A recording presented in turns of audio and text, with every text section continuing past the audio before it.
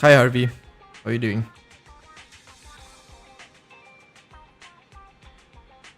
Just setting stuff up at the moment.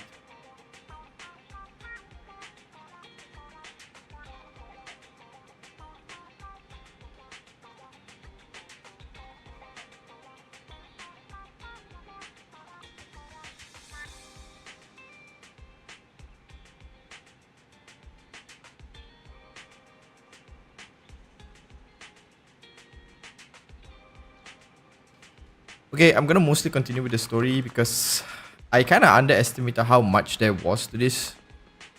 I really thought the story was gonna be really fast, but there's a lot of like talking. But before I do that, I am gonna farm just a little bit because I need materials. I shall follow. Sokaku ready. I don't remember what some of these people need to. There you go. Hi Deka.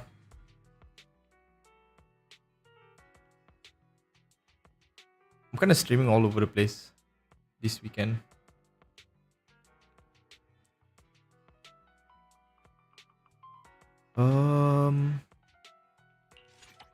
Let's add one more. No worries.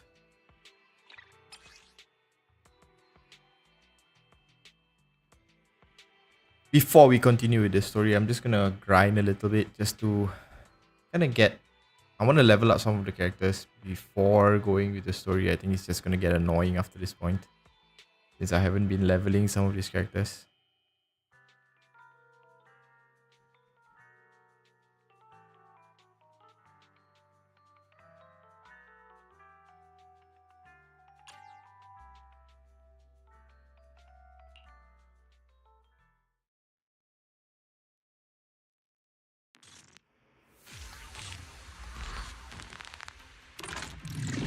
Watch out!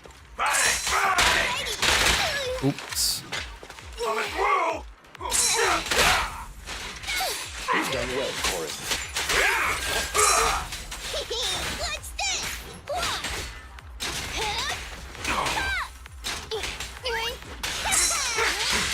this? Stand still.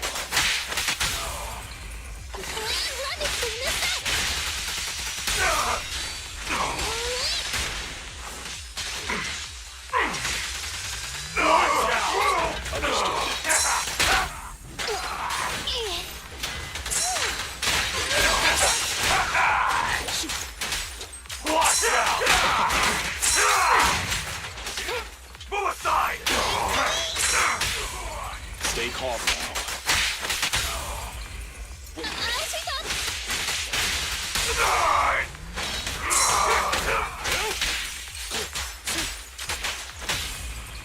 Blow, blow, blow away your troubles! Let me clean this up!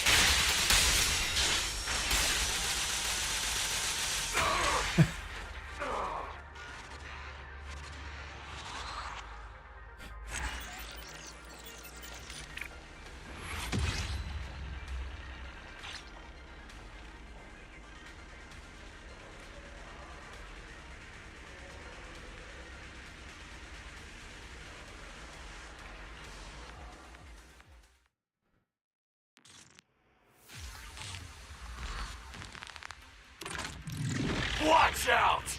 Move aside! Leave the rest to me.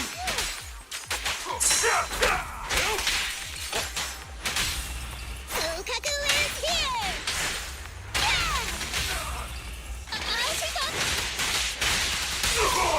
Because I don't have Ellen, I'm sort of like trying to figure out what is the best character to pair with these two characters. Hey Galaxy, Blow, blow, blow away your troubles! how are you doing?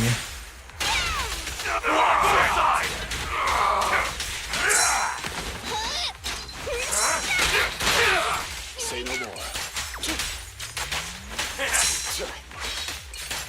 So I've been trying Corin with these two, and she pairs generally well because of the large amount of stun, and you can just sit back and do this. I mean, just die. You've done well, Corin.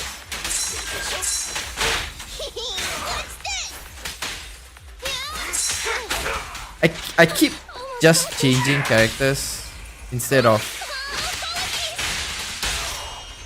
You're gonna get just dodging.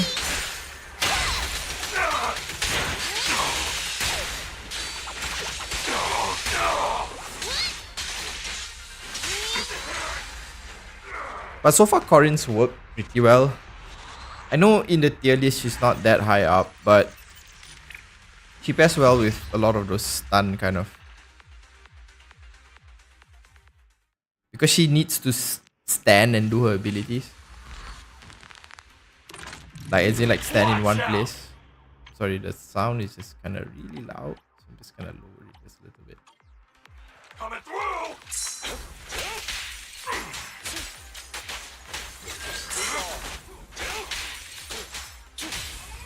blow, blow, blow away your troubles. So when the character is basically stunned, this is like you can just sit there and just do this. Oh, I keep pressing the wrong thing. It kind of...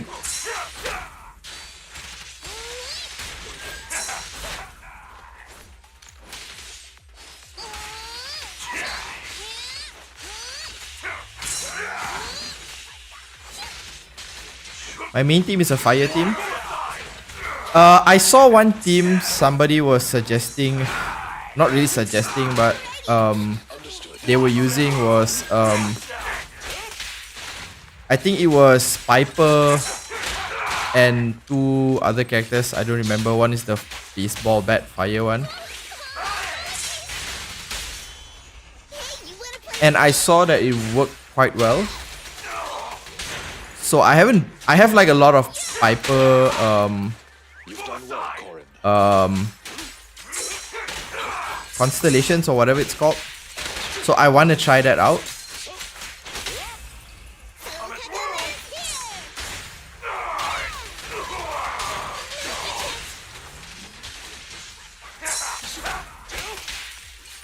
But I haven't had a chance to build her just yet.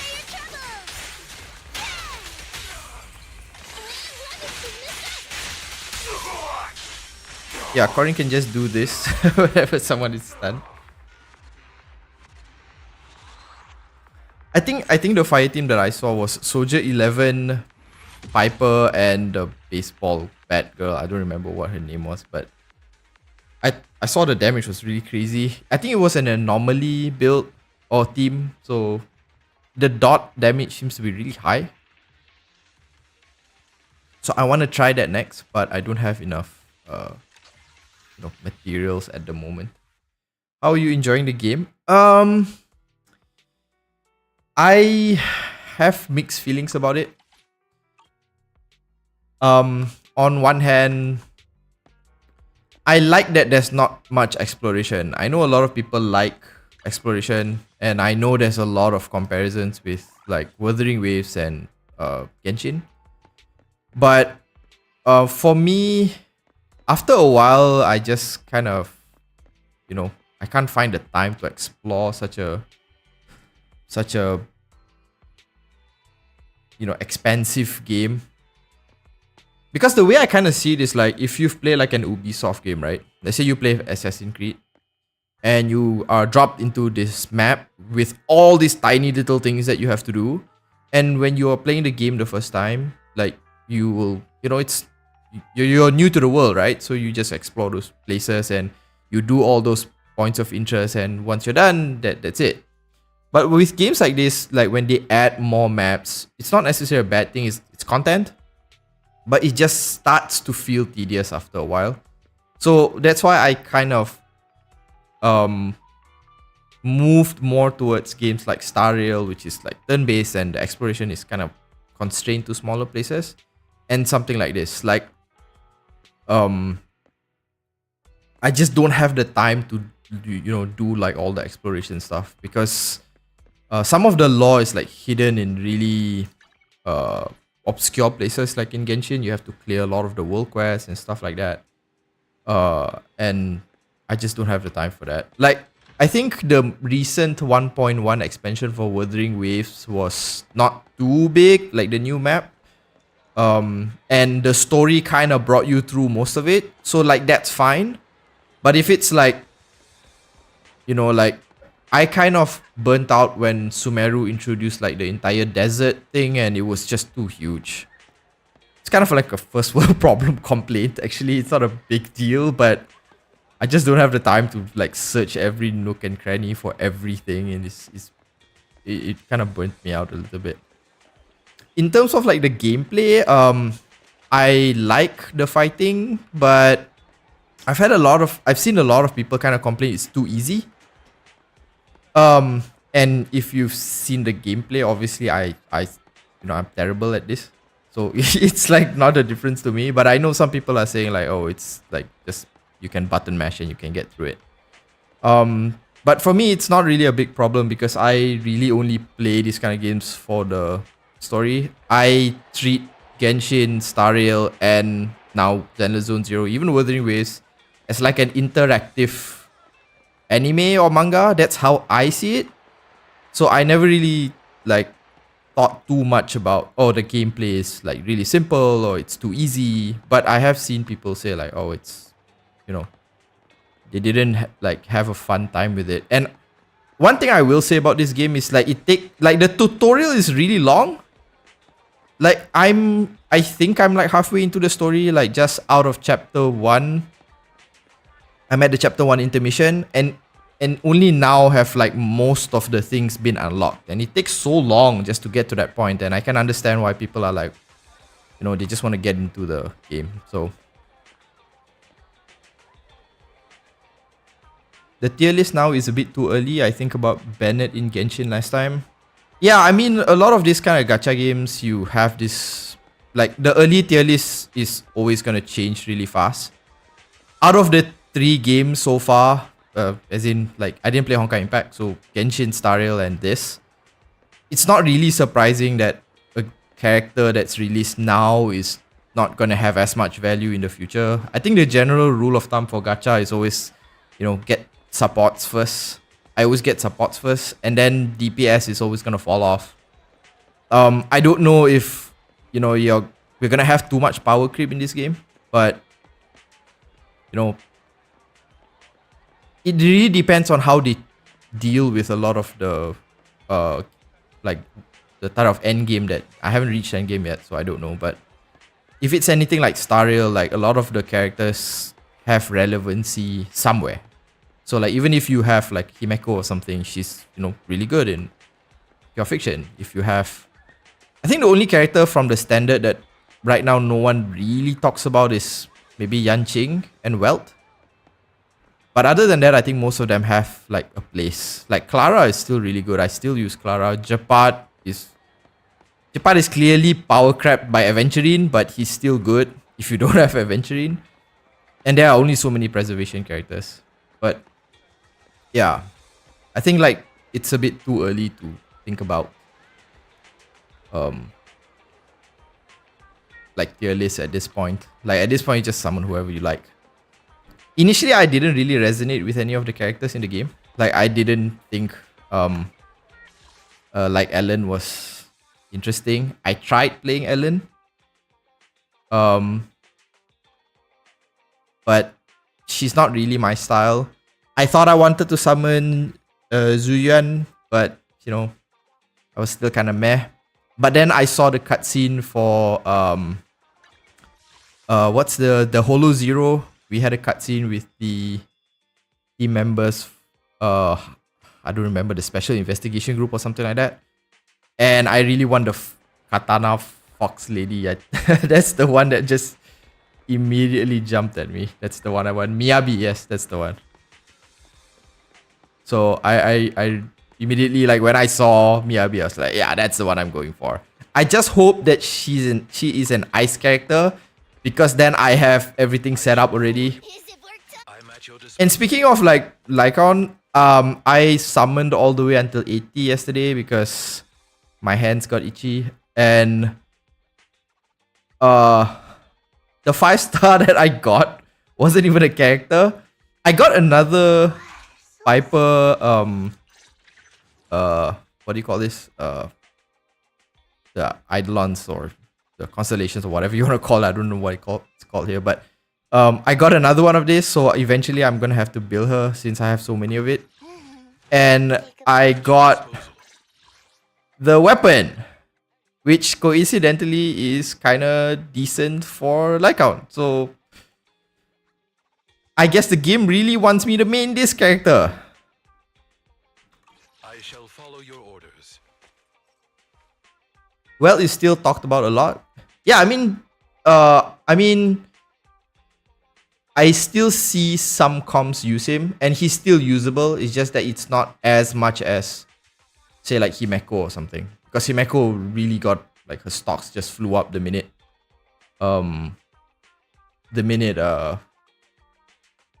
Pure Fiction came out. I feel like Zenless Zone Zero characters are much more expressive in animation compared to the other horror games. So I was talking to a friend about this, I think yesterday. We were talking about, there were a lot of people complaining about this game. Like it's not hard enough. There's a lot of talking.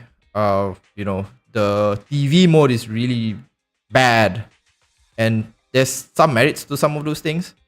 But one thing that I saw consistently was a lot of people really praised the art style, music, and the character design, as in like the animations and how the characters look. So yeah, I think it has that going for it.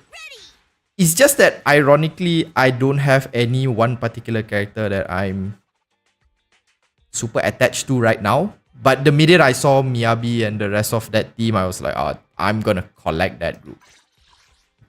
Yeah, the Holo Special Operations Section 6. I want every part of like that whole team. I want that entire team because I saw the guy was using a bow and then Miyabi is like an ice katana character, and she just slashed that giant floaty boss thing. And I just like I definitely am gonna be saving for her. I probably gonna skip Zuyan also. I don't know when she's gonna be releasing. I tried looking for some leaks. I think I saw it was like 1.1 or something, so I'm like, okay, I'm gonna save for that.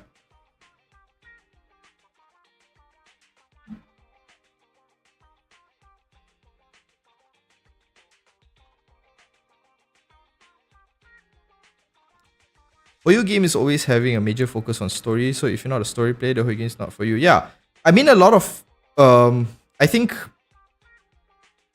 most people who jump into these kind of games, and this is through no fault of their own, they jump in for like gameplay, and then when they see like the gameplay isn't as complicated or as hard as they want, then they start like, oh, this is not something I would like, and then people start getting vocal. But yeah, I mean, I personally play the game mostly for the story. Right now, the story is semi-interesting. It's kind of all over the place. I'm hoping the next part of this, which is the next intermission and all, is going to be a bit more interesting. I am curious about a lot of the stuff that's happening, like the hollows, the giant purple flying thing. I don't remember her name. And I'm interested in the 4 AIs that we know exist, one of which is Fairy. So yeah. How's the game so far? Personally, I kinda like it. It's like I play a lot of Star Rail, and now on and off some Wuthering Waves. I kind of fell off Genshin, except for just the main story. But I think like Zenless is so far for me. I like that there is little exploration and I can just jump in, do the TV mode a little bit and just go into fights and start beating stuff up. So far it's good.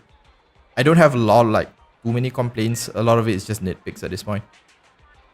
But one complaint I do have is like the prologue of the story is just too long. I think they took a long time to just explain everything. I don't know why they went that route. Like for example, I only just got done doing the Soldier 11 companion quest. I can understand like most people don't know what a companion quest is, like if you've never played like a Hoyoverse game, but at the same time, like they took so long to get to that point, and then after that, like you had to play that before you moved on to the story. So it felt like, you know, it felt like the prologue felt really draggy for me. I wish it was like a little bit shorter so that I could get into the main story. Chapter 2 really gets more into the main story. Yeah, that's what I'm kind of hoping. I'm hoping that once we've gotten into the once we've gotten past this prologue part, that's when the story is going to really kick off. And this is what I'm excited about, because again, I play this thing is kind of like a, you know, interactive manga or something like that. That's kind of how I play most Hoyoverse games. I just, you know, do my weekly story. Kind of like when you read a manga, you read it weekly and then you just wait for the next week. So yeah, that's how I treat these games. I'm not expecting too much from it. I really liked it, the Soldier 11 quest. Yeah, I mean, it was like, one thing I will say, even in the companion quest, the cutscenes were really good. I thought some of it was kind of funny as well, like, you know, her prepared line and all this stuff. It was just, I don't know. Anyways, I've been Work time. yapping and yapping. Let's promote her first.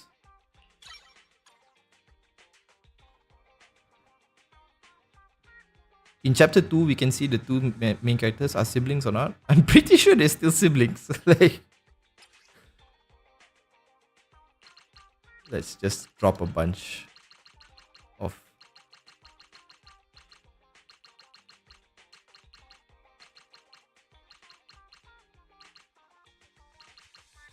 Oh, this is a lot. Yeah, that's enough. The only problem I'm having right now is that I'm using I'm at your disposal. Lycaon with Sokaku, because they pair really well together, and she has like, I don't know, like an attack buff or something when she plants the flag and stuff. The only problem I have is I don't know which DPS character to use with these two. Right now I'm using Corinne and she's working well enough, because when, you know, the enemy's stunned, she just basically chops people up like some crazy made serial killer. But I'm thinking about trying Piper Take a break. more, because I have a bunch of Eidolons unlocked. So I don't know yet how this is gonna work out. So sleepy. I'm really trying to hold back from getting or like summoning for Ellen. I know Ellen is probably gonna be the really good combination with those three characters, but I really want Miyabi, and I don't know if I wanna just throw everything into Ellen right now, and like, because I don't like, I tried her, like I played her in her demo, but I just didn't really feel like it was, you know, that it was like my style. But yeah, I know she's really strong. Please help me get out of this rabbit hole. Are they lovers or not? They are not lovers. I'm pretty sure they are not lovers. I got the shot girl. How many summons did you have to go for that? Like, I know some people were sharing yesterday, they had like I don't know, like the first 10 or 20 summons, they got like 3 copies of her. If you ever get into Honkai Impact lore, search and expert on it. Do not do research on your own. You will get go. Yeah, I've tried looking into Honkai Impact lore when I wanted to do a Welt video. And there was 2 videos I wanted to do. One is a Welt video, and then another video is something to do with like the Sea of Quanta and the Tree of Existence, or the Imaginary Tree, or whatever it's called. And it got really confusing, because in order for me to read one thing, I had to read another thing, and then another thing was tied to yet another thing, and then I just went down this rabbit hole, and it just got really confusing. So in the end, I was like, yeah, I'm not gonna touch this. I spent 30 pulls, and yeah, you see, this is one of those people that is blessed with summoning luck. I don't think I'm ever gonna get Ellen, but it is what it is.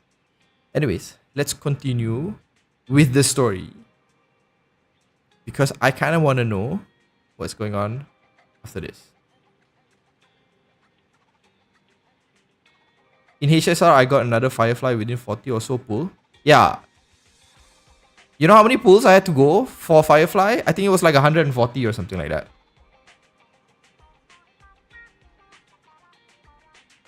I just want to get PT for Jade. Yeah, don't ever build PT on a banner that you are not sure if you want to get the character or not, because you could always get an early you could always get an early character and now you're stuck with. But I think her E1 makes it a little bit smoother to use her, I think.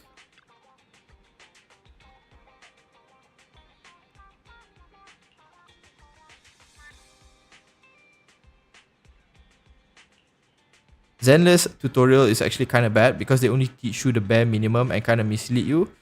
Yeah, so I think the tutorial is like they don't go into the super details of what like some of the mechanics, especially the character specific ones. You have to go into the VR and just test all of them one by one.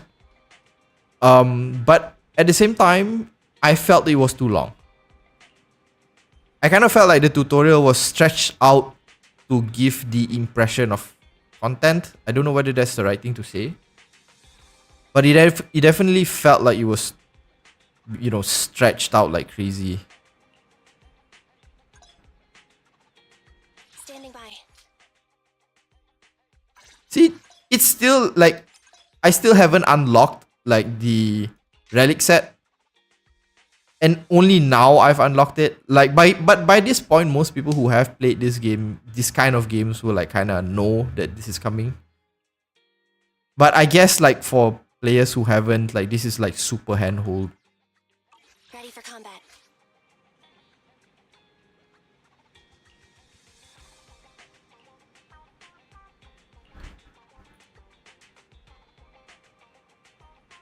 Until you unlock the weekly bosses. Yeah, I know that there's a weekly boss coming up, but I still haven't got anywhere near it. I know it's probably locked behind story or something like that, but I feel like they're just doing it just to kind of really handhold you through like what each individual mechanic is. I don't know why that's the case, because I'm pretty sure most of the people who are playing these games come from their other games. I don't think like Genshin's tutorial was even that long.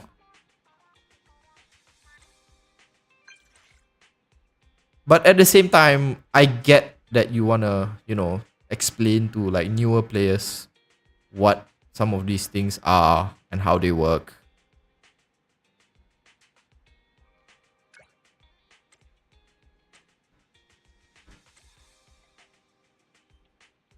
UI is completely different. Yes, I agree with that. I got so confused the first couple of days. I didn't know where to look.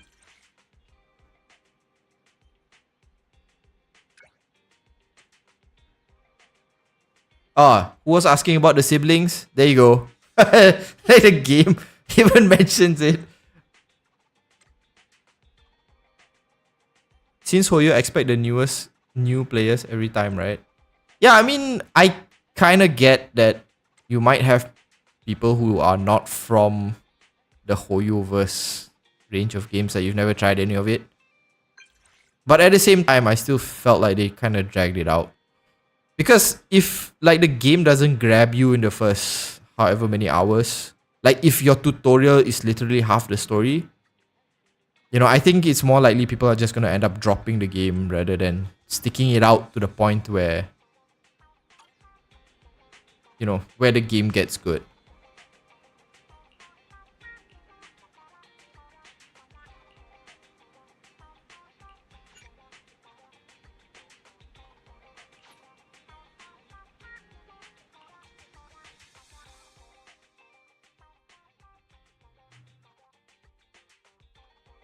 This game actually does feel significantly different from Genshin. I think, yes, compared to Genshin and Star Rail, but I do wonder if anybody who has played like Honkai Impact, because Honkai Impact 3rd is an action RPG, right? So is it sort of similar to that? I know the mechanics are different, but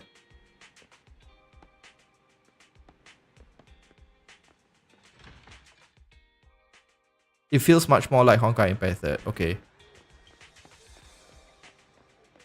But I mean, Honkai Impact 3rd is also like a pretty old game, right? So you can kind of expect most people won't know the mechanics, but I don't know.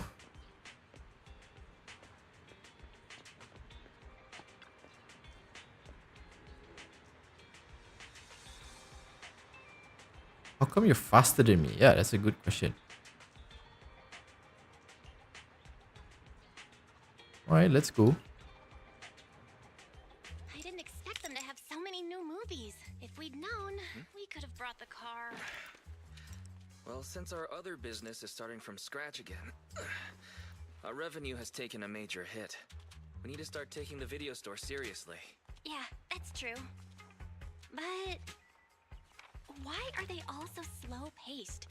We need to get some more exciting movies, don't you think? Honkai Impact 3rd's gameplay is way more deeper. I'm just picking what's popular. I'll have to take your word for it because I've never played it. Popular among movie buffs? Really? But I would imagine people who have played it will compare this directly to that, rather than comparing this to something like Star Rail or Genshin, which is It's just completely different altogether. people want.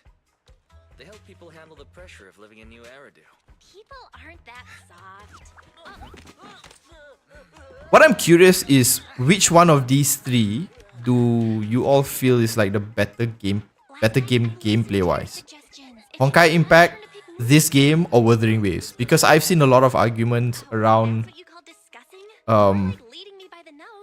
around Wuthering Waves having the more interesting and more challenging combat system. What do you say? But the documentary I mean, the customers really wanted to watch this month is already on sale. Let's not go changing plans just yet. Ah, so you're using the store's inventory for your own purposes. I promise. I have Curious who their parents are? I mean, I seem to recall that they mentioned that Customer in need of our other they used to live in the old Eridu So, before it got taken over by the this time, Hollow Zero or whatever they call it. let's deal with this first. So Well, So wise. What you say we do a little change up? wait, when did you... How about you stay here and take care of the customer, dear brother, and I'll go take care of getting new stock. What? yeah, they are not lovers. Fell. Don't worry. I'll choose something popular. Good luck with the store.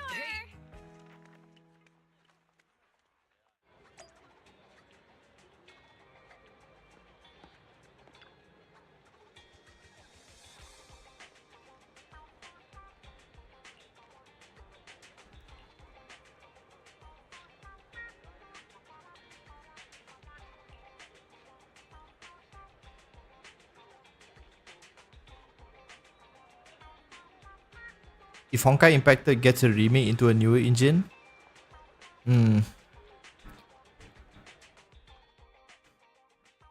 I wonder whether they will actually do that.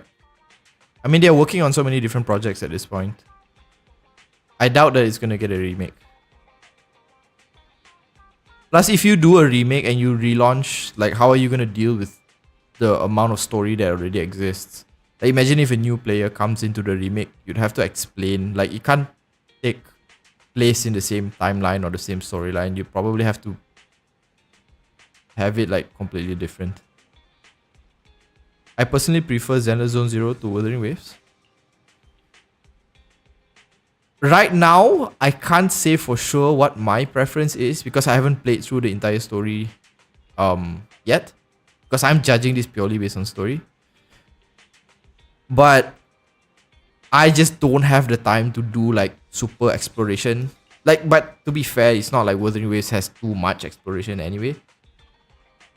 So, oh, speaking of what like Deka mentioned, that's another thing that people were complaining about this game. It's that for like what they think is fairly mid to low amount of gameplay, like actual gameplay, this Zenless Zone Zero is like super huge in terms of like what is it, like 100 gig? It needs 100 gig prep size, but the actual size is like 50 gig or something like that. And I saw people were like not really complaining, but kind of just mentioning it that, you know, even Wuthering Waves, which was built in Unreal Engine, didn't really need so much space. So yeah, I've seen quite a lot of things where people were saying all this. The street exit, where is it? Okay. Oh, we're gonna start meeting the cops now, which we have not yet met. Well, I mean, we did a little bit. As futuristic as all this is, like their car is so old.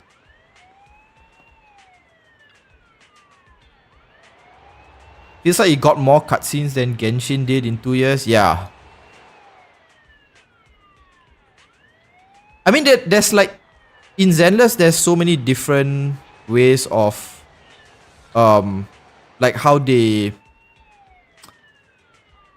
show off those cutscenes. There's like the, you know, individual portrait of people talking. Then you have like actual cutscenes. And then you have like the comic style cutscene, if you want to call it that.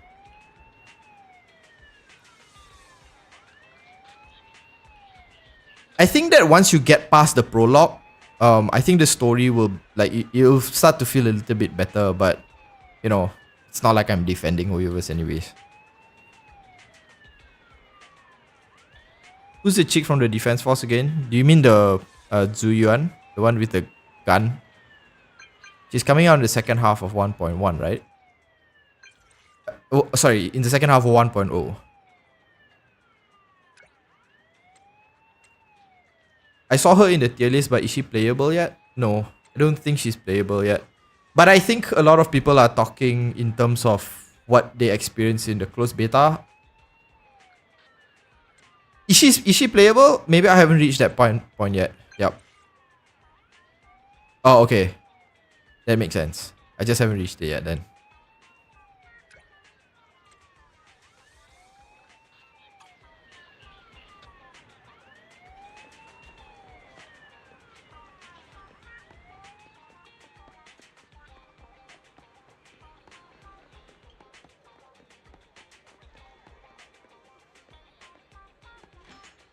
If Zuyan is playable in the trial, that's really gonna help me but you know what? I've already decided I'm gonna say for Miyabi.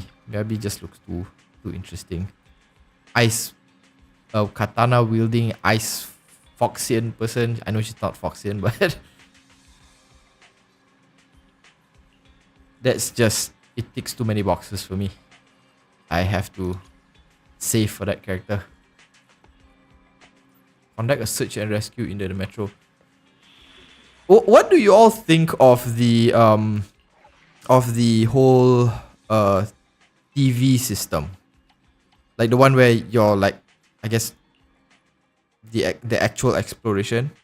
I've seen so many people kind of complain about the TV system. They were basically saying like, oh, it's just not good at all.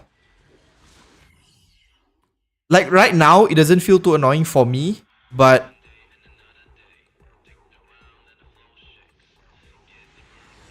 it, at least for me, it definitely beats having to explore things. We have arrived at the target companion hollow. Several biosignals have been detected in the area. Miyabi went MIA after the first CBT. I'm really worried Miyabi is gonna be okay, I saw rumors, like I don't know how much I trust those rumors, but I saw rumors that she's gonna be available in 1.1. But I'm really worried that she's gonna be given the Ayaka treatment and we don't see her until like 3 point something. Let's go check out the nearest location. It's good, but in my opinion, for main story, it makes me lose focus. Yeah, I mean, I think a lot of the complaint comes from the fact that I think people were expecting this to be like something like Wuthering Waves plus Star Rail. You just go in and just start hitting stuff in small contained locations. But I don't know, I didn't play the closed beta. I'm guessing most people didn't play it either. So their expectations was probably something along those lines. But I could be wrong. And so when you have this interface come up, it becomes like this puzzle thing that you have to do before you get a chance to like just go in and, you know, use your characters. So that's my guess. I don't know if it's... I'm even kind of tired with HSR questing. I kind of started to fall off a little bit with some of Star Rail's side quests. I do some of the ones that I find interesting, but not like I don't cover every one of those. You know, every one of those things. But oh, what? Just randomly. Yeah, here's another thing that people were basically saying, like I'm not sure, like I don't feel like that's the case, but people say that the enemies are like too unresponsive. Like they just basically stand around to like hit you. Oh crap, I'm kinda in the corner.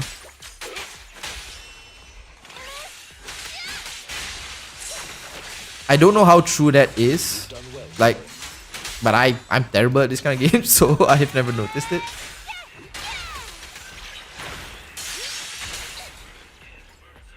But some of the comparisons I feel is just not really valid, because some people are saying like, oh, you know, I want a game as challenging as like Elden Ring. Understood. Which like I don't know anybody who's coming into a game like this and like, oh, I want Elden Ring, but in a, you know, in an anime game cover. I don't know. Like I'm not saying the game is perfect, you know, not at all. It's just that I think some of the comparisons are, who's that? Oh, you get allies now? 204? Wow. Will he die if I don't do anything? There's no health bar. Let's just watch and see what happens. Will he actually die? I'm assuming it's a he. Let's just waste his time.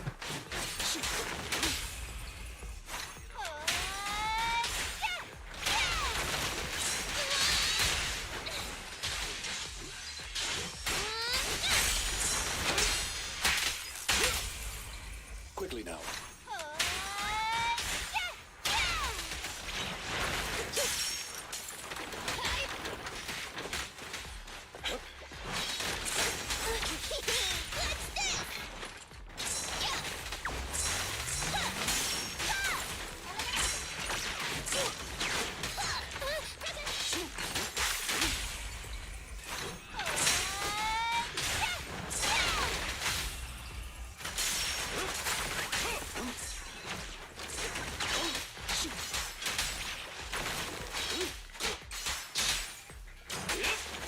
I guess people, like, a lot of these complaints, sorry, I kind of spaced out there while trying to figure out what's going on.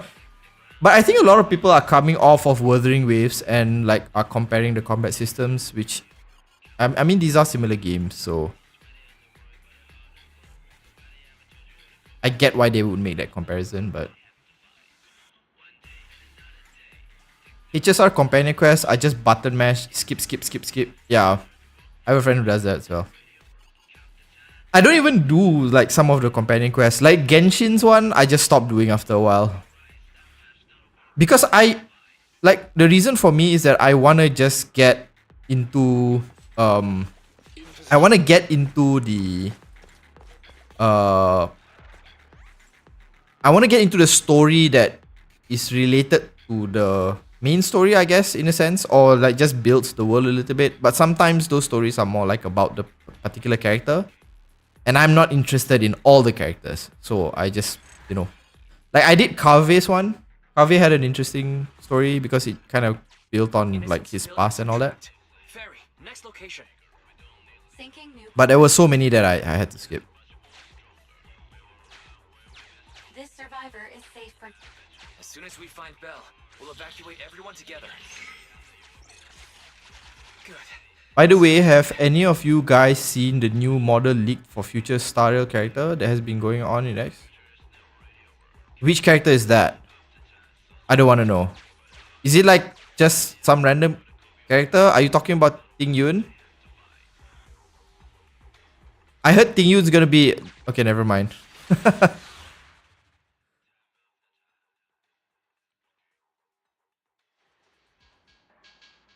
They showed all the Xianzhou characters. I have not been following the leaks for Star Rail for a while. I should probably take a look at it.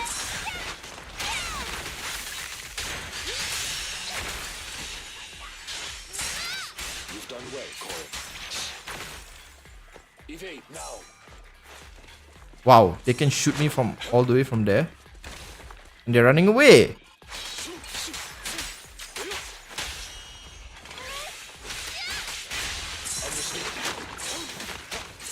I hate range enemies.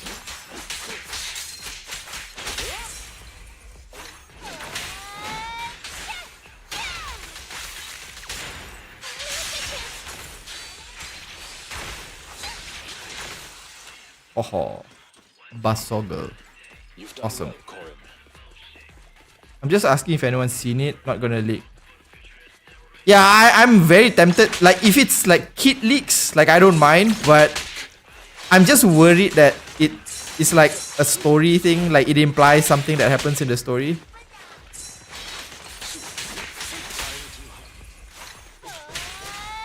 Because I heard that Ting Yun is gonna be like a destruction character, right? I haven't seen what it looks like yet.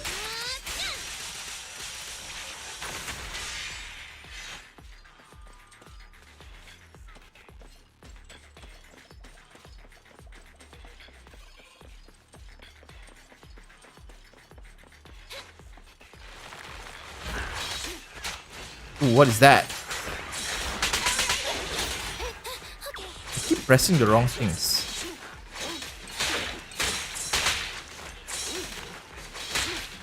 What am I doing? Go round and round and stop! Wait, don't move! Get rid of this guy first. Oh, they can still hit you. Ah, let's just out. I'll eliminate any obstacles. How about this?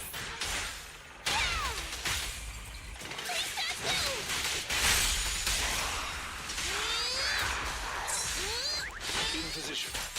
Do you think Star Rail or Hoyoverse is ever gonna have like collabs?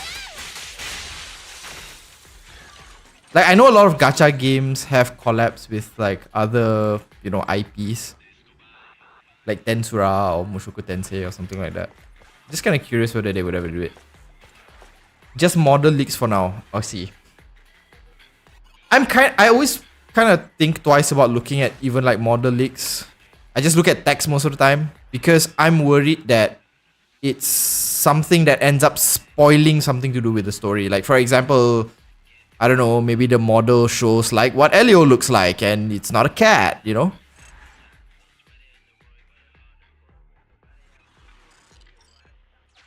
Belle isn't here either. Keep looking. Syncing the. So I try to be like hyper careful when it comes to leaks that show models and stuff. Survivor is safe for. As soon as we find Belle. Because sometimes they come with descriptions of what the character is doing or something like that. And I don't want The to. biosignal is currently moving. What? They must be scared. Let's go after them. Also, I think I scheduled a video for like 9:45. I think it's probably up at this point.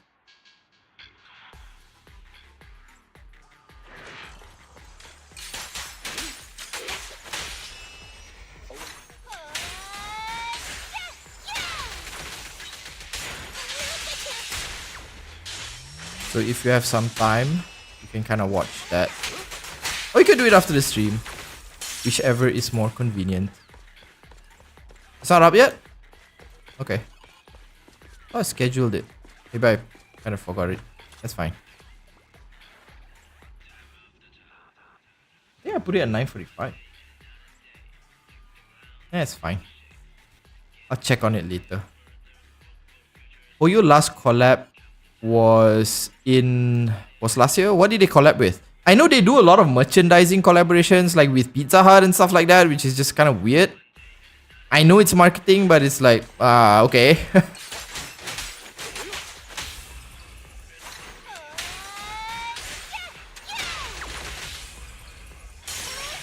Like there's a lot of like food stuff and like I know like they've done like Genshin phones, Leave the rest to me. but I've not seen it like. Oh my god, what is this?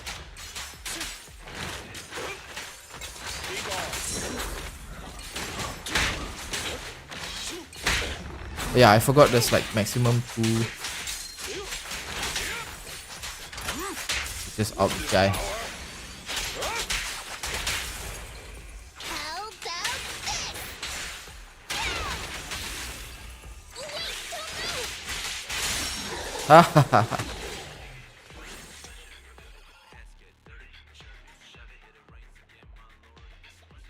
Best you avoid for now then, because without text they show what happens to the characters. Yeah, that's what I'm really worried. So like whenever I look at leaks, I only ever look at kit leaks. And the kit leaks, I only ever look at the pure text ones. Like maybe I'll look at like some gameplay if I'm curious how that might look like. But I won't go like super far into what the details are. Because I want to avoid that. Where could Belle be?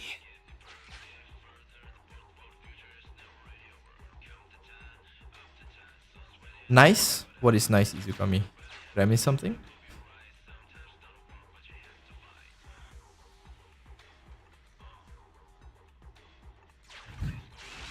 No remaining biosignals detected in this area. Belle does not appear to be trapped here. Suggestion. Find an exit and evacuate the survivors.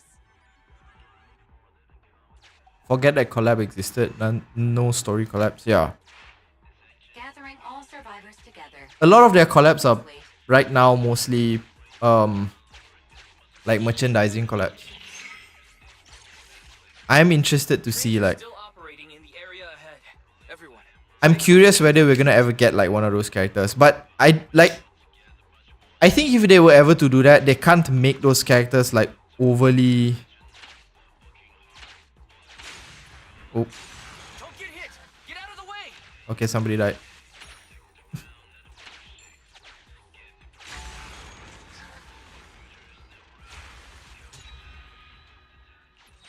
Don't get hit!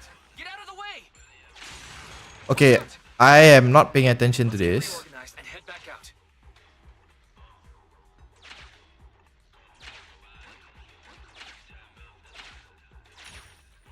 Yeah, it's just basically Snake, right? This is what happens when I'm talking and I'm playing. I'm just terrible at doing both.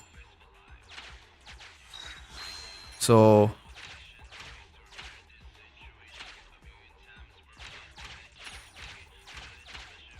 there you go. I'm terrible at puzzles. The only game that had puzzles that I could get through without having to look at guides, and it took me a while, was Portal. And not even the first Portal, it was like Portal 2.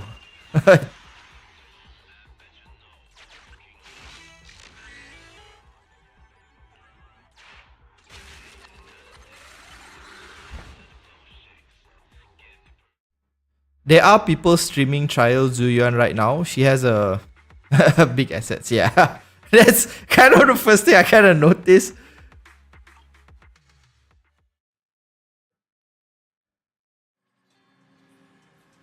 I don't know, eventually, like, let's see whether we get to that point. You did this perfectly? Yeah, I can't do puzzles. I'm not very good at puzzles. It has to be like the simplest thing in the world, then I can get past it. If it's something really complicated, then I can't. I have a smooth brain.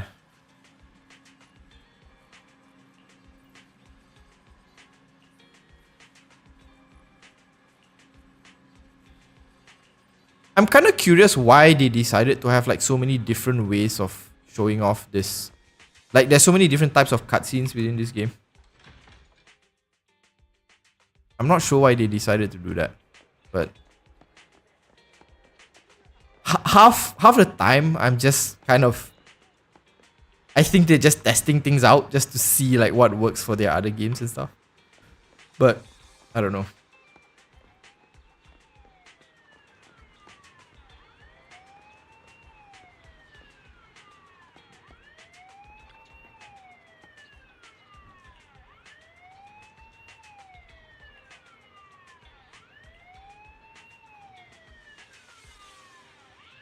Law-abiding citizen. Great movie, terrible ending.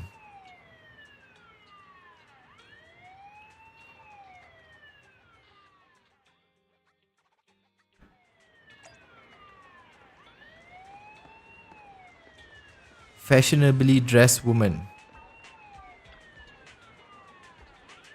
With like triple X's just sprawled across her chest. Oh, come on.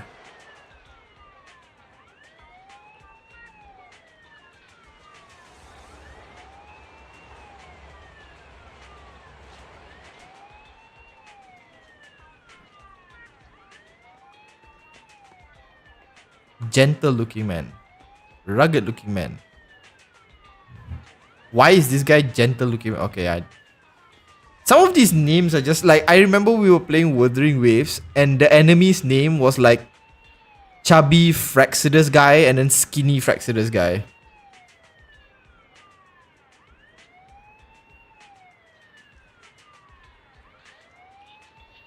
Like, why not just use like a random name? Like, okay, I don't know.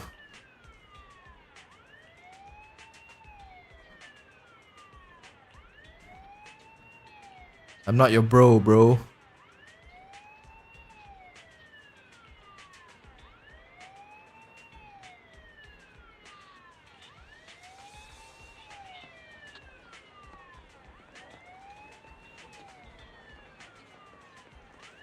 I mean, this game does look really nice. Have any of you tried? Why is she walking in the middle of the street? And like, there's like an older guy at the back there. I wonder whether that's like her husband and she's like, just like, anyways.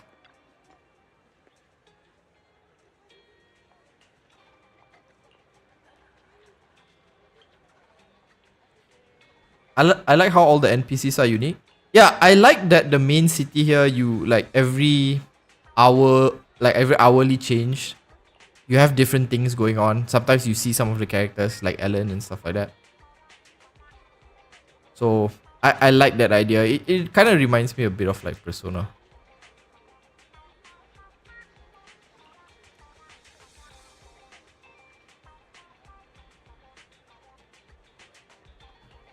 If MiHoYo didn't need to make money, they would have published 10 visual novels already. Didn't MiHoYo like, doesn't MiHoYo own MiHoYo or HoYoverse, whatever the company is called? Don't they own like a what is that thing called? Like a nuclear power plant or something? I remember reading something like that, and people were like complaining like they should have spent more time making the, like Zenless better instead of like building the instead of buying the like nuclear power plant. I don't know what's the story behind that. It's just such a weird thing for like a company like that to own. But again, I don't know the details of it. My range of knowledge when it comes to HoYoverse is just like they make games. And then you have like some random story. Well, they also own they own a nuclear power plant, which is like that's such a weird thing to own. Is it like a backup for all their servers or something? If like they suddenly lose power, they can just power their own systems and their games can just keep running. But it's not even like is there like servers? Yeah, there should be, but I don't know. It's kind of weird to me that they helped fund it. Oh, okay. I thought they like built it, like they paid for, you know, construction and all that, and they just built it. But it's just a weird. It was just a weird fact to have heard. Like, cause you know, like when you search stuff about this kind of games, like then Google or whatever will start suggesting more in your feed related to them, and then you see like, oh, Honkai Star Rail is coming out, oh, Jade is coming out, 4.8 is coming out, and then like, oh, MiHoYo funds a nuclear power plant. What? It's just such a weird.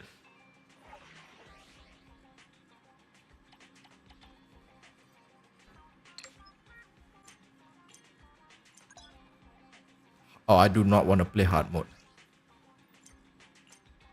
I already suck at the game on easy, and I do not want to play hard.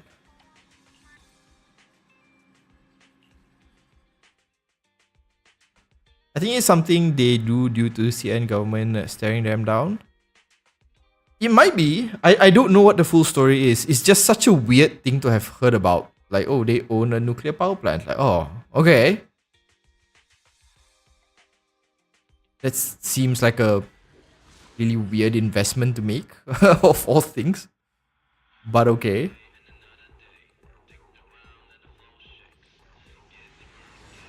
Every time I stream, I end up like just covering a lot of the gameplay that isn't particularly interesting. And when I just play the game like off stream, there's like all these Miyabi cutscenes and all this crazy stuff that's happening. ID signal for military spec carrier vehicle detect.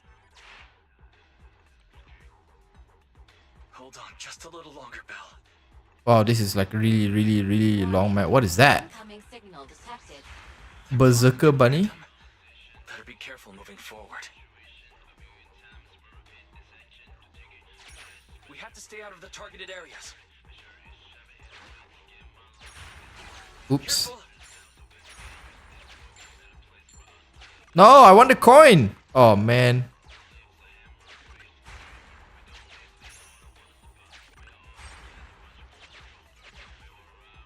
God damn it. No, stop taking all the coins. Oh, I'm gonna get hit. Yep. Careful. Perfect. Warning. Carrier vehicle signal detected. Damn. I better use the track in front to speed up.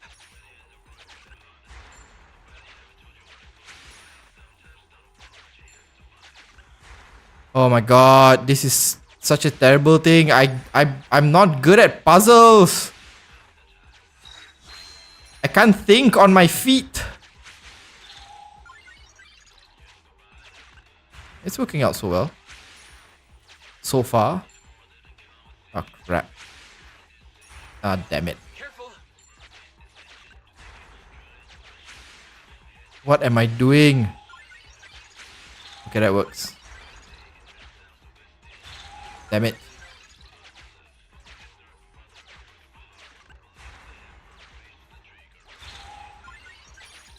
I need to get this.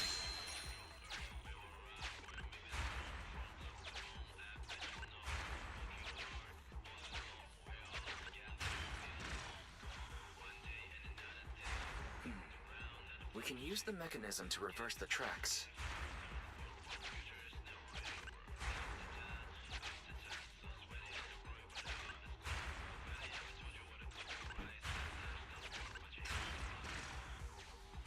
We can get moving now.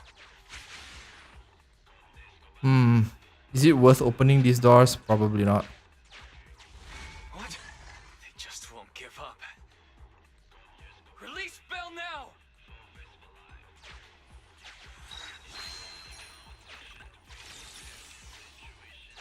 Oh, I don't have to if I don't need the HP, right? Okay, that's fine.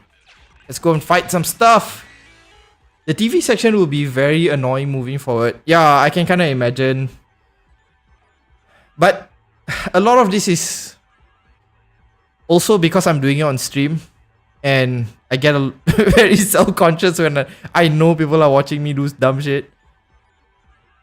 Like if I'm off stream, I suddenly play like some Grandmaster chess player. But when I'm on stream, I just get kind of dumb. So I feel like the TV actually got better. They're finding more creative ways to use it. What I heard was that in the closed beta test, I don't know 1 or 2 or whatever it was much worse than this, and they improved it a lot. So I can't imagine how bad it was before this, but it's not like it's super annoying right now. Like, it's still okay for me. What I would hate if it started having a timer and shit like that. I hate timers in games. I really don't like when there's like a countdown and you have to get to the point before something. I hate those kind of things. Unless you straight up don't like puzzles. No, I'm okay with puzzles. It's just sometimes it depends on the day, I guess. I'm like that kind of person. Today I'll be perfectly fine with, with puzzles, and tomorrow I'll just be terrible at it and dislike it completely.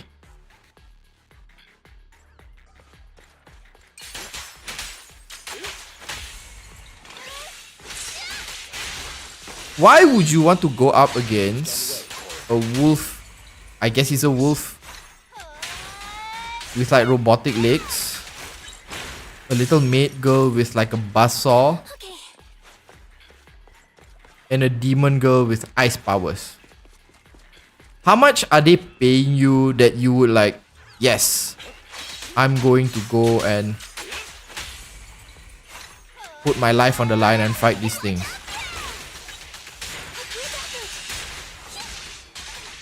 Can I just cut through his shield? Yes, I can. The minute I saw the shield, guys, you know what it reminded me of? It just reminded me of the Batman Arkham games.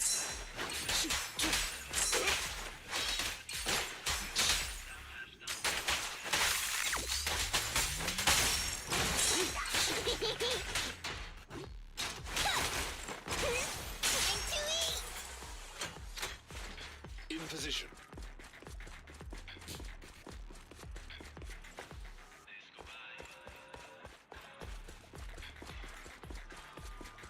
The devs said they will turn down the TV stuff.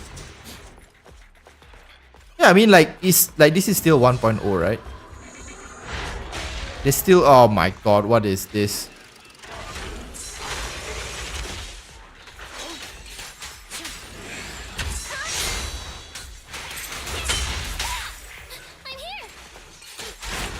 Does ice work on robots?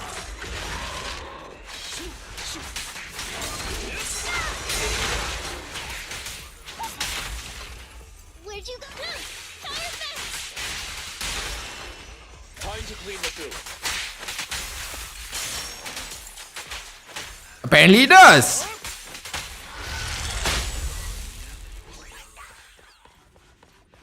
So if I'm ever in like a robotic apocalypse, ice works. Why would they just hiding out in the open like this? And why didn't the robot come in earlier? Where did the robot come from if the roof is like blocked? Okay, I'm questioning this too much. Bro, you're finally here. Like, it's a wolf guy. Okay.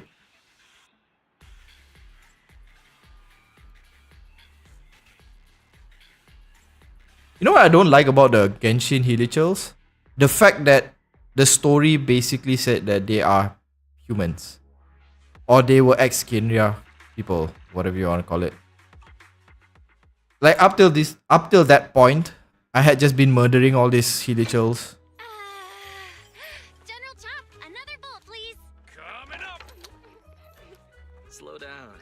No one's fighting for it. So what? I'm hungry after being stuck in that hollow for so long. So, how are you feeling?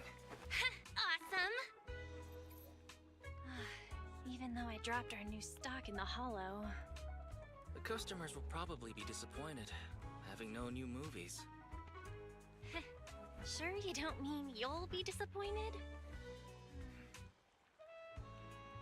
I guess that means we'll have to go restock. Noodles look delicious in this game. And this time, you can choose. Noodles in general Really? always look delicious. Then I've got some good news for you. You wanted to see a documentary, right? So, But I do like some of... recording, right? some of the food, like even the coffee animation looks interesting. Looks really good. What? It's got a factual basis. Just gives me like Monster Hunter With vibes shaky when you cameras see the and Palicos all everything. cook food and It stuff. combines exciting battles with an emotional rescue operation. Let's put it on the shelves tomorrow. I bet the customers will love it. No way.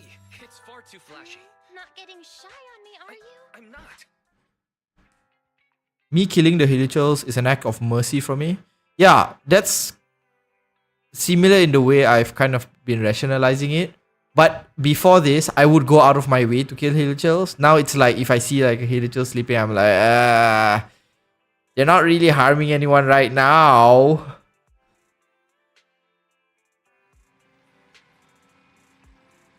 Are you sure that the step siblings? What? They're not step siblings? No, I'm pretty sure they're not step siblings. Love the animations like Monster Hunter World. Yeah. I like the Palico animations. And then when you went to Iceborne, like in the Iceborne main city, I don't remember what it's called. You had the Palico grandma cooking the giant soup thing.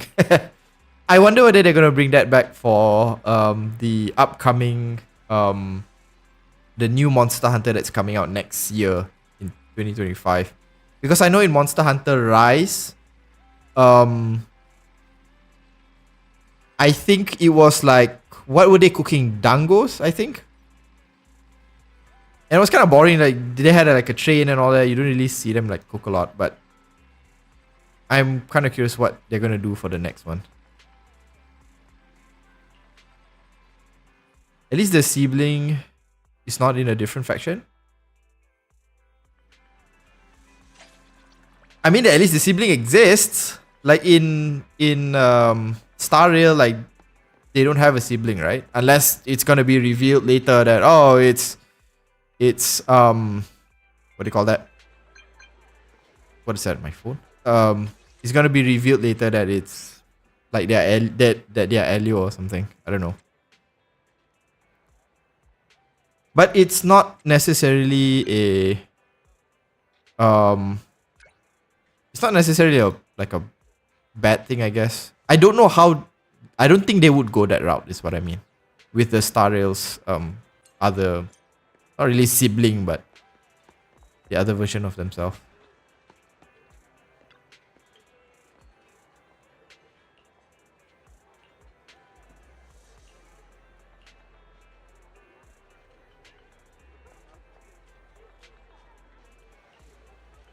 It's a crucial area for many construction teams heading to work sites.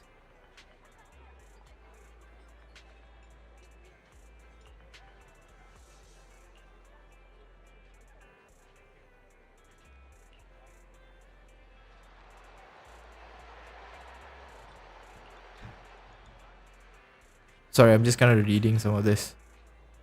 I'm worried I miss some of the details.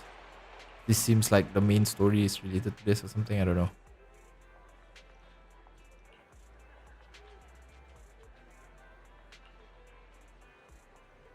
I guess most people are like, some of the complaints are coming from this. Like there's a lot of talking.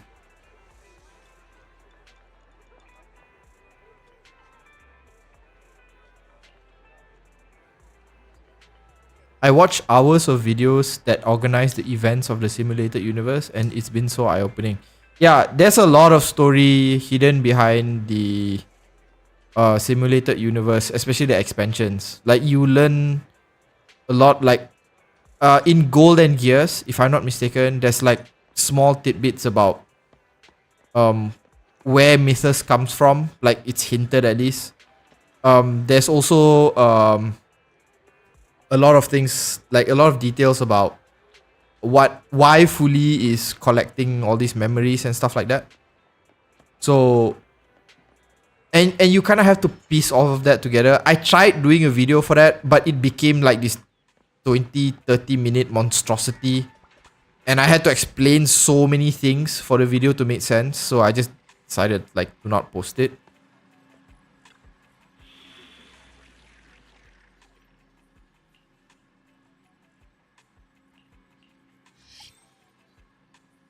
Oh, we are in chapter 2 now. You see, like that whole thing was chapter 1. Like it took so long to get to chapter 2. This is so like I don't have like too many complaints about this game, but this is definitely one of it. It took so long to get to like the meat and potatoes of the story. They do like too much setup, at least to me. I need to touch grass. Yeah. Maybe just a little bit.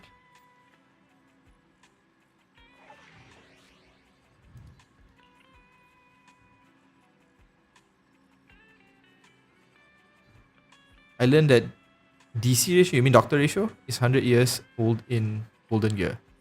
There's so many things in even like the Swarm one. There was like a lot of details about how Anna. I think it was in the Swarm one that Anna made a deal with Klipoth.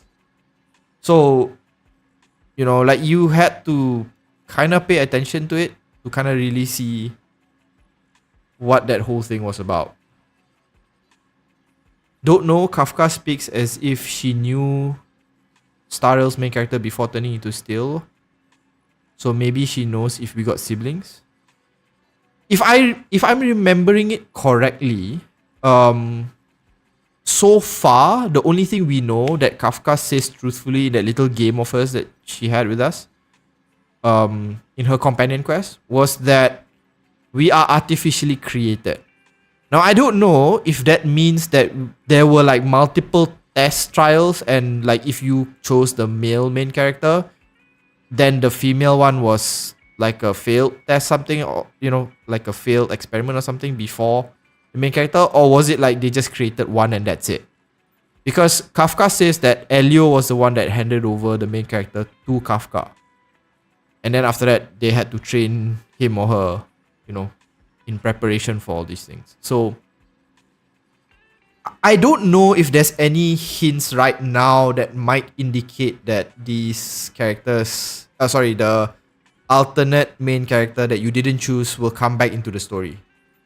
I've been kind of playing around with this idea for like another dumb theory that maybe the main character is the actual body for Elio, and they just kind of wipe their memory and then I don't know, put his memories into a cat or something for the time being.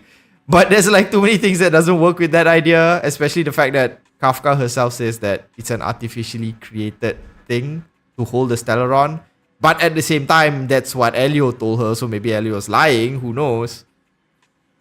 But yeah. I always thought Anna was killed by Shippei, but it turns out Anna went to Klipoth willingly to be merged with Shippei.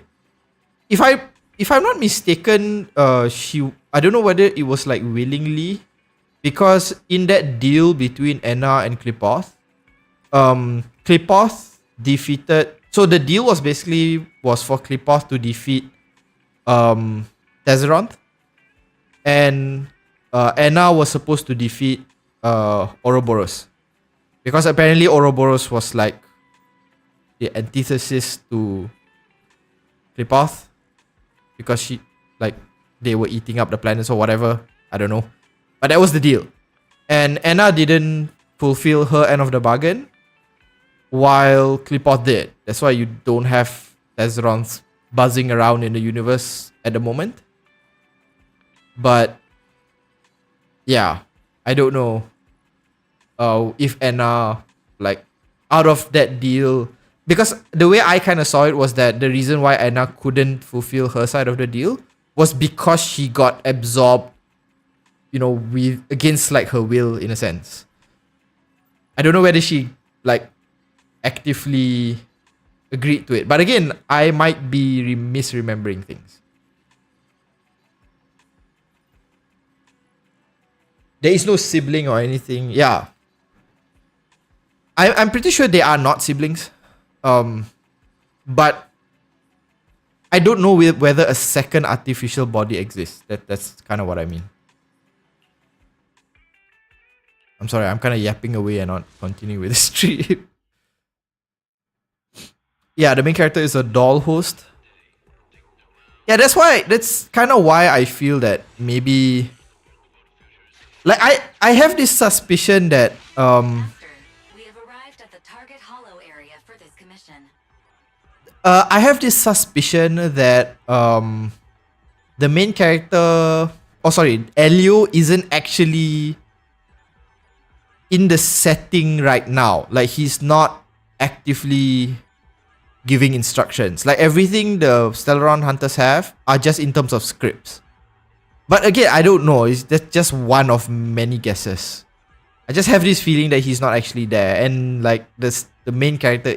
But I don't know how that would resolve. Like if like there's a reveal that says like Elio is the main character, right? Then like what would that mean? Like would we just lose the Trailblazer and the Trailblazer just goes back to it just doesn't make sense at this moment. This is an abandoned It's just something I'm just Building thinking about at materials from the this commission time. are I don't know nearby, if that's the case. marking quantity and location of target materials. This seems to be the cleanup area's surface. Calculating most effective path. The MC said that his alternate version of If there is itself. some time, take the path on the right, Wise. This is the other thing that I'm kind of curious that we still haven't really had much of an explanation on Pom Pom. I mean, at least it's confirmed Stellaron Hunter is following finality. Yeah. At least we have that. But I mean, like at this point, like who else could they have been following, right?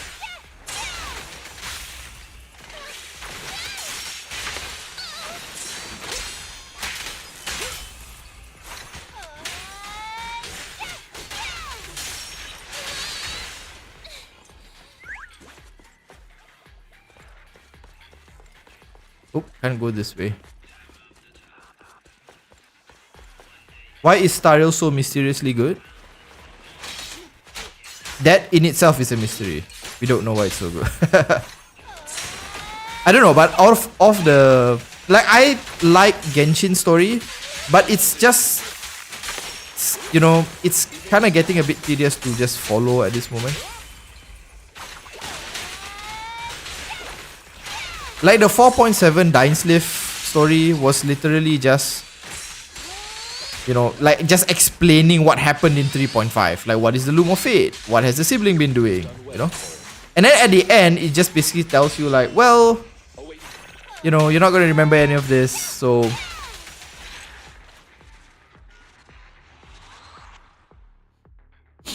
Pom Pom Eon of adorable and sassy? No, definitely not. Pom Pom is the Eon of disappointment. Because every time I summon, Pom Pom's the one that's basically there to tell me, well, you didn't get the 5-star.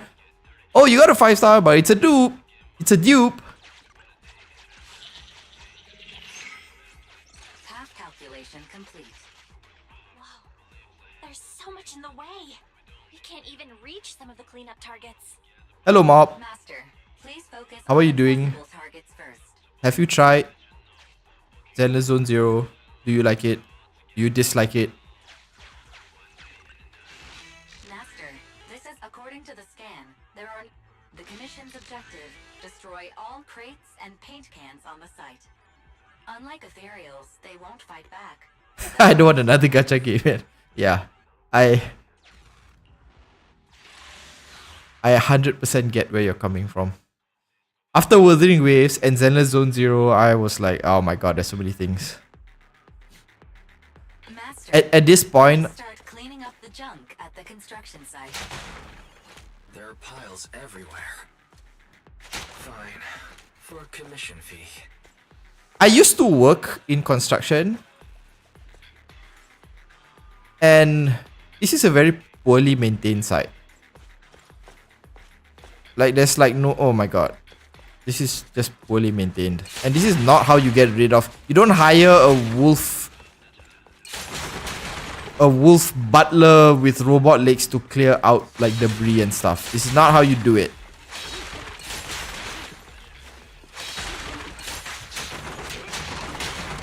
Three is enough, I think. Genshin Impact, HSR, and Wuthering Waves. I am probably gonna be dropping Genshin and picking up Zenless, but still playing Star Rail and Wuthering Waves. Great job. Warning, unusually active target detected. Uh-oh. What is that? Huh? Is it an enemy?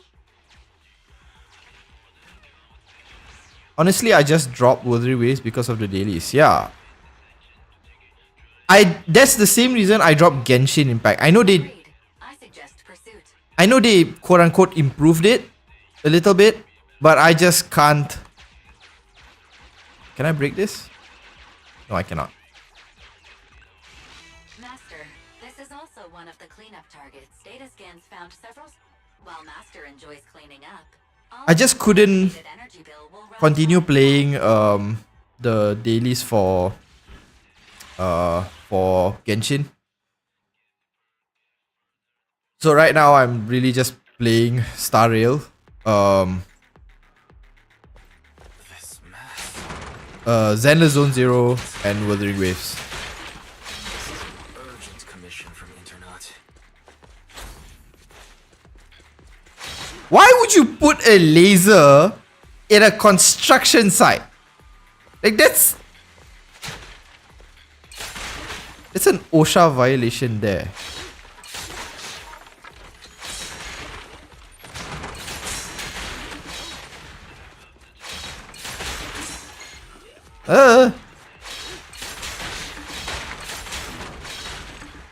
What happened? Are there enemies? I would have played Wuthering Waves if it was on PS5. You know what's weird about Wuthering Waves? Like, have you guys tried lowering your brightness? For some weird reason, the game just becomes far more, far more beautiful. Code indicates this Like the default brightness is, it just washes stuff out. contains a set of advanced It's like it says brightness, but it's like just really it's basically just what do you call that? Like 20% contrast. complete. Continuing removal. Warning. Target logic core reactivated. Shoot, it's moving again. Master, plug-in transfer failed due to unexpected. Star Rail and Zenless Zone Zero dailies are cakewalk. Yeah, that's one of the reasons why I still stick with with Zenless Zone Zero. Sorry. I mean Star Rail. Show a gap of several seconds between suggestion. Send the explosive. I will applaud your courage. This is a time bomb that explodes. Clearing way. Please be careful. You can do it. Go for it. Oh, so this is like basically like place a.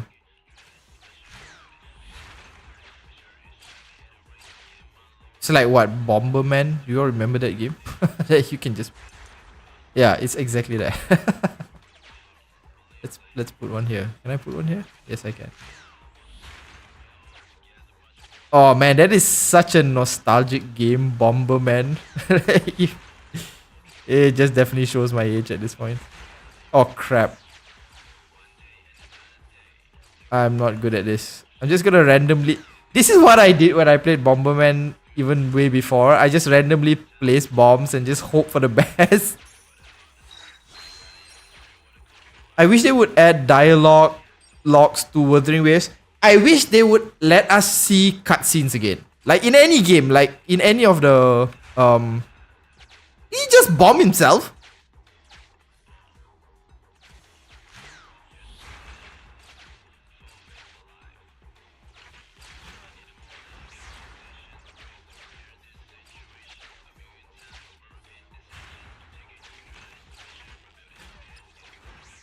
Let's put it here.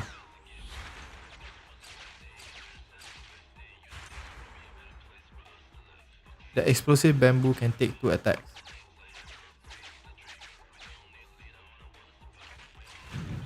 Oh yeah? I'm gonna put one here then. Tactics.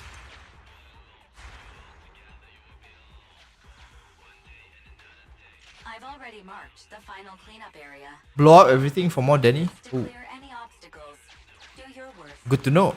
Let's blow everything up.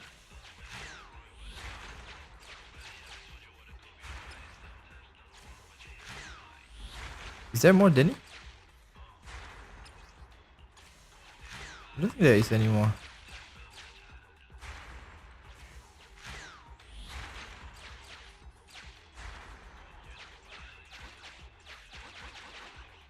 have to put like so many of this?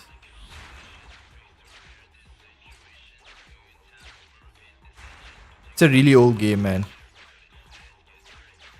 It's essentially like just this. You just walk around and just put bombs like everywhere. That's the whole premise of it. And you want to just trap enemies. It's a really old school game.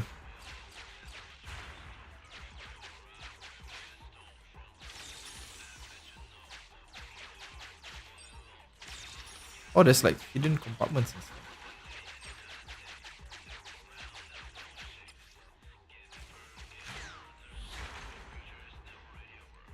There is a theory that Swarm Disaster was Grand Scheme to assassinate Anna. Was not aware of that. I do have like a complaint about like when they hide those kind of lore and stuff behind those kind of things, because oh wait, how did I miss this? Because sometimes like some of those like you miss crucial details because you just didn't play the whole thing. Please dispose of this walking.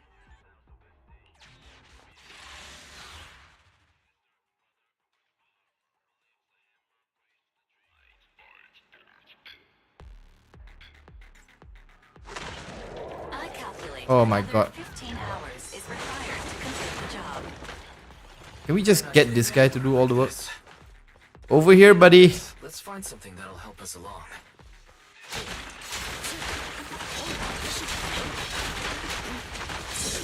Oh.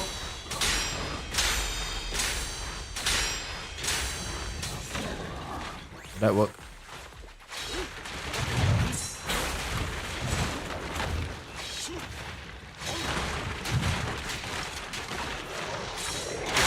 Oops. I mean, for Genshin, it's actually way better the way they hide the lore and stuff.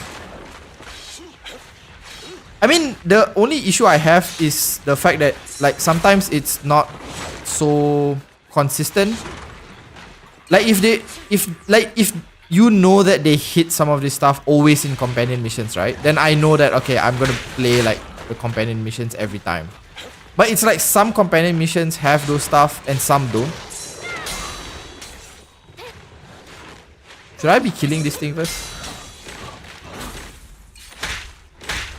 Let's just kill this thing first. Eliminate any obstacles.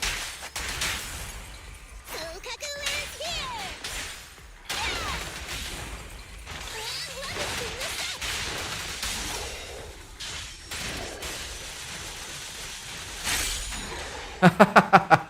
This is just such a funny team combo. Just do all the stunning and then when you're out of the side, you just chop stuff down.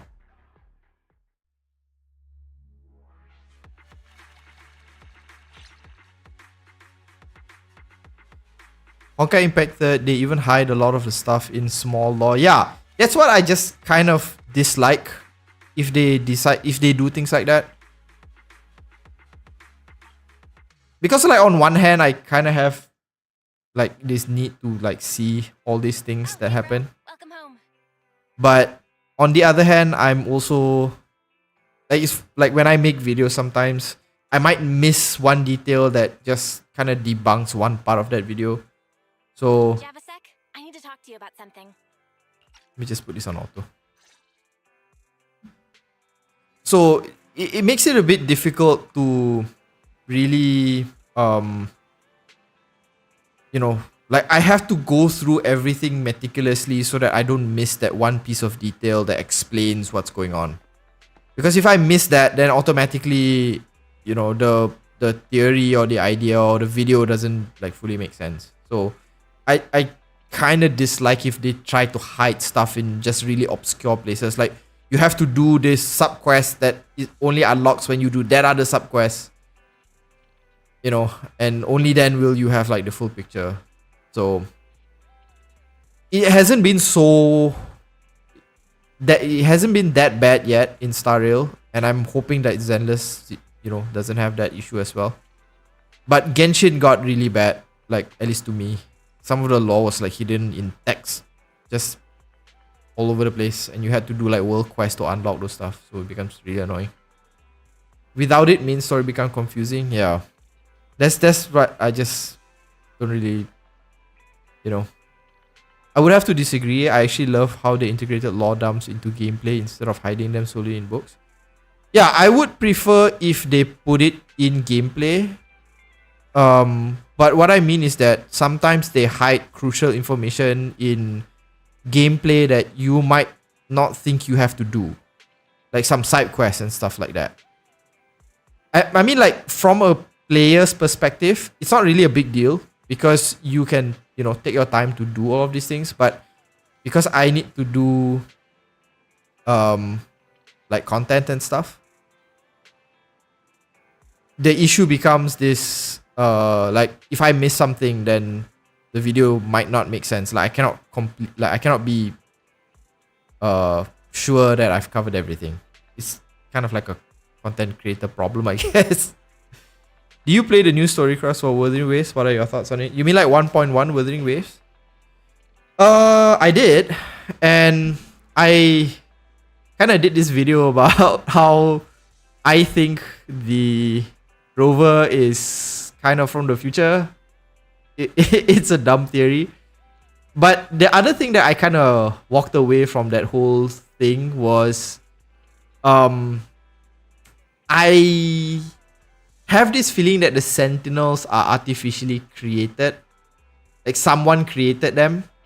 And the whole idea behind them is that the whole purpose for the Sentinels is basically to prepare or to forcibly evolve the people within Solaris 3. So like if you looked at Jinshi's story, right? She basically had her second awakening after all these problems with Jue came about. And then now she essentially is able to semi-control time. And I have a feeling that all that has been set up so that the humans can overcome the entire what do you call that? The lament, basically. Because we know that the Sentinels are essentially like guardians and protectors of the humanity, right? So I have a feeling like their purpose is to kind of slowly but surely, you know, elevate the people of Solaris 3 up to the point where they can individually take over the powers of the Sentinels, and then they can start fighting against the Lament or whoever the main big bad guy is. That's kind of like what I thought about in that story. And I like that it wasn't too long. Like I think I played it in like one evening, like 1 or 2 sittings. So it's still it was like fresh in my mind. So I kind of like the 1.1. The biggest problem I had with 1.1 is that I really wanted to pull for Jinshi, but I wanted to kind of save. Okay, wait. There is one thing that I kind of it kind of bothered me. If you saw Chang-Li, like her character model, she has this red cord thing that's attached to her chest. And then the minute I saw that, the first thing that came to mind is those red colored tabs that you see on airplanes that you're supposed to pull off in an emergency. And I just thought, like, what if you pulled that? Like if you have your browser open, just go and look at Chang-Li's model and then just look at that cord. That's the first thing I just thought about when I played that. But anyways, I can't decide on whether to summon Jinshi or Chang-Li, because they both seem like really interesting characters, but I don't know if I need another DPS.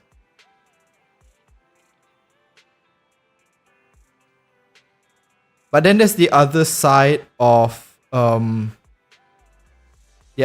spectrum in Wuthering Waves, where characters spend too much time providing exposition. Yeah. The problem with Wuthering Waves is that it doesn't seem to have do anything. Yeah. The biggest problem with Wuthering Waves is that the story started off with all this jargon mumbo jumbo. Like even I was confused.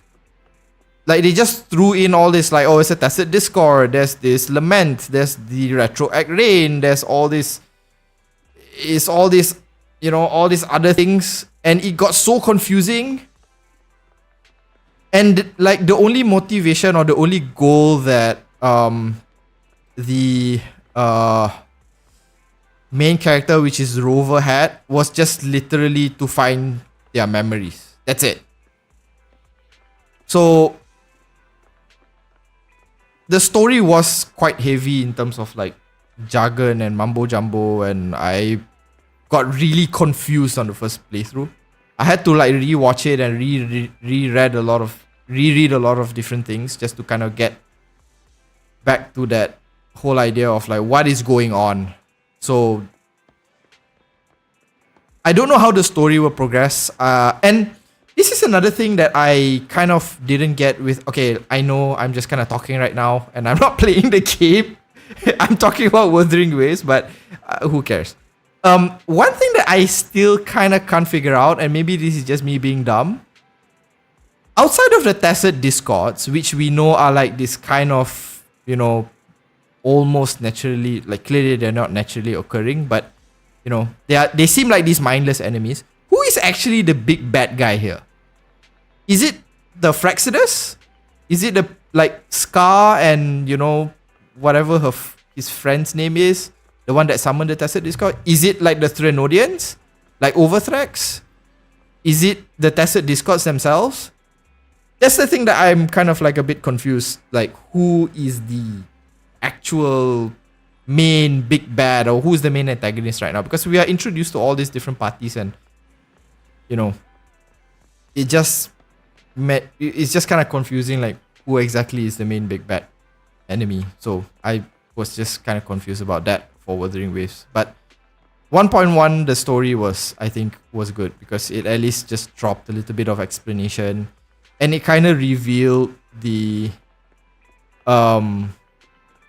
who's that? It revealed that the Rover is the Lord Arbiter, and I have a script figured out for that, but again, I just don't know if I want to post that because it's just more wonky theories. But yeah, I'm kind of yapping on about that. So let's move on to the next thing.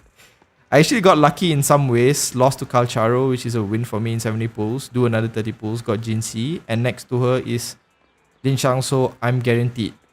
I'm just waiting for drip for 1.2. I think there's already leaks for 1.2. It's two characters that I don't really know. Like, I don't think we've actually met them yet. I was hoping that 1.2 was gonna be Scar, because I'm saving for Scar, but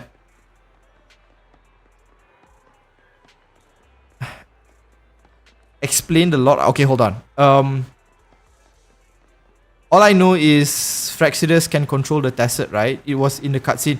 Yeah, but you see, the thing that kind of confuses me, is it like only that person can control them, or is it like all the Fraxidus can control the tacit discords? And then, like, based on the story that the Fraxidus tells you about the black sheep and all that, like, does that also mean that the who's that? Does that also mean that the tacit discords are actually the sheep? You know, because they just kind of follow orders and like just mindlessly going around trying to absorb all these echoes. Is that what happens when you know, make too many wishes with the shepherd? I don't know. Okay, like going back to the Lord Arbiter, so I got this really dumb theory that I posted a while back. It's on the channel if you're curious. But the premise with that idea is that I, at the time, thought that the rover was perhaps somebody from the future, but sent back to set up a lot of these things, to make sure that the Black Shores exist, to make sure that the Sentinels are all there. And it's all a bit to make sure that humanity can survive the Lament. So I think that the title of Lord Arbiter is he's going back kind of like to also judge whether humanity is ready to, you know, to take on the lament for what it is. I don't know. It's just a dumb idea that I have right now. Because the, you know, arbiter just implies that he's there to witness things that it's, you know. But Jue even says that he can choose to intervene if he wants to. I'm saying he because I chose the male rover. So I don't know. I have like a few ideas floating around. I think that they are kind of there to set things up, and every time they move a little bit forward into the future, they are there to judge whether humanity is ready to move on to the next step. And then, you know, this has been repeating over and over. So that's why I think the Sentinels are artificially created. Probably he's the one that gave them the technology, because even Jue themselves say that everything they know comes from the rover. So the rover must have some information that he gained from somewhere, and why I think he's from the future. But yeah. I believe the final goal of HSR main character in Elio's plan is becoming someone that can break finality. Finality turn the future into one possible outcome, so main character will return it back to endless possibilities. That's certainly possible. That it might be somebody who can, because there is a lot of things that sort of point to the idea that the main character is able to change fate itself. I had this idea of kind of wanting to explain why I think the Stellarons are able to do that, but the idea certainly exists that they are able to kind of change fate itself, because we have a lot of stories like with what's that person's, you know what, I'm gonna change this to like chatting, because I'm just gonna be chatting until the stream ends. So we have like if you looked into Fu Xuan's backstory, okay, there's gonna be a lot of plugs here, but I made a video about it as well. But if you look at Fu Xuan's backstory, there is this idea that she tried to change the future after she did some divination, and she found that she couldn't do it. But somehow, the main character is someone who has actually done that, like in Kokolia's fight, right? But again, that could also be maybe Clipoff saving them or something, I don't know. So there is certainly that possibility that the main character was created specifically to break whatever cycle that exists. So maybe like the current universe is in this fixed loop and nobody can change it except for the main character. It's sort of like how the Traveler in Genshin is like a descender, right? And they're not affected by the changing of the what do you call that? The giant tree, the tree thing. I don't remember what it's called. So yeah, I definitely think that the main character can change fate, but to what extent I don't know. I have this feeling that right now they are just kind of going through the motions and just going with what's happening. But at some point in the story, they're gonna realize what Elio really wants to do, and the main character will decide to not follow that plan. And that's when we start going against the like Elio. I have this weird feeling that, and actually I kind of talked about this in the video that has come out like 1 hour ago or something. I have a feeling that the Stellaron hunters are just gonna eventually leave Elio and work with the main character. I think that's gonna happen. Because they seem to be really attached to them, and I think that Elio's script will at some point end up having to sacrifice them, and I don't know. That's definitely something that I think might happen. Do you know the Leeson leak for HSR? No, I do not. Like, you have to be like way more specific. So, are you talking about like character leaks or story leaks? Because if it's story leaks, I don't want to know anything about that. If it's character leaks, I don't mind knowing about it. I just know what's coming out in 2.4. I don't know what's coming out after that. all main characters with OP powers must have amnesia like HSR. Yeah, because if they knew who they were, then automatically the story would just end. Like they can just, do whatever they want. There's also the time where she broke the script in Kafka's Quest. Yeah, that's right. When Kafka basically challenged them to go against the script that she had, and they basically fixed the robot or something like that, right? Then they circumvented the fight with the Cloud Knights. So there's like a lot of hints that the main character can go against fate. It's about Sunday. Better not, because I don't want to know what happens. I'm really curious, but I want to I don't want to jump into that, because I'm worried that spoils like any ideas that I might have, and that just prevents me from posting videos. But it's very I'm very tempted to look it up. So much philosophy in Star Rail's Aeons. Yeah, I like the lore. I like the lore background in Star Rail. There's so many things that you can talk about. Like I have a video coming out on nihility and why nihility is this really weird path.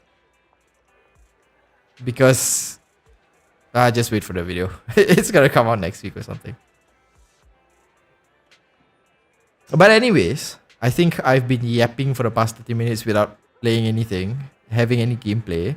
So I think I'm gonna end the stream here. I'm probably gonna just go through some of the story off stream. And if for those of you like who are not aware, there's a video that came out like an hour ago, for about the Stellaron Hunters. So just go check that out if you have the time.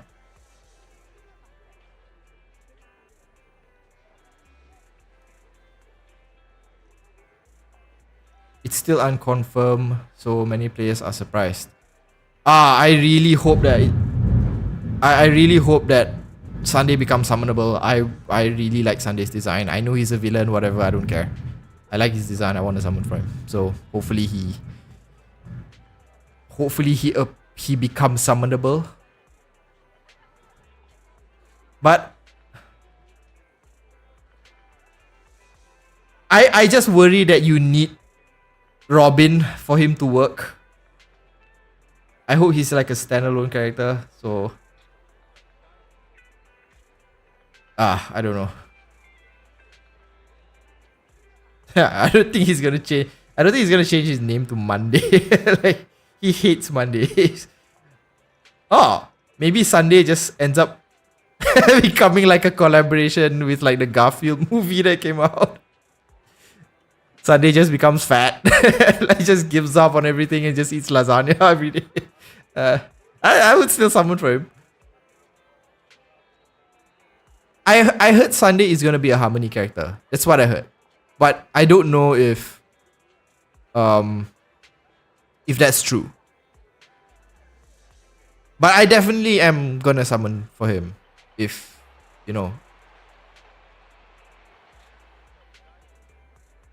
I don't know. I like his character design. So yeah. Okay. Anyways, again, I'm kind of yapping uncontrollably. So check out the video that came out. There's another theory video that came out yesterday that's related to like the simulation and stuff. So that's kind of a wonky one as well. I'll stop the stream here. I'll probably stream next week at around the same time as today, like at night-ish, 9-ish, something like that. So we'll see. Hopefully there's some story that comes out with 2.3, with Jade and stuff. So I'm looking forward to that. I hope there is some IPC story after this. But other than that, I'll see you guys in the next stream and in the next video. Also, just keep an eye out for some Zenless Zone videos coming out as well. I'll probably do an explainer video on some of these terms. I'm sure some of you like basically just skip through the story. So I'm gonna do that. Anyways, it's been an interesting stream. I like these streams where I just end up talking a lot. So thanks so much for, joining. And I'll see you next time. Bye bye.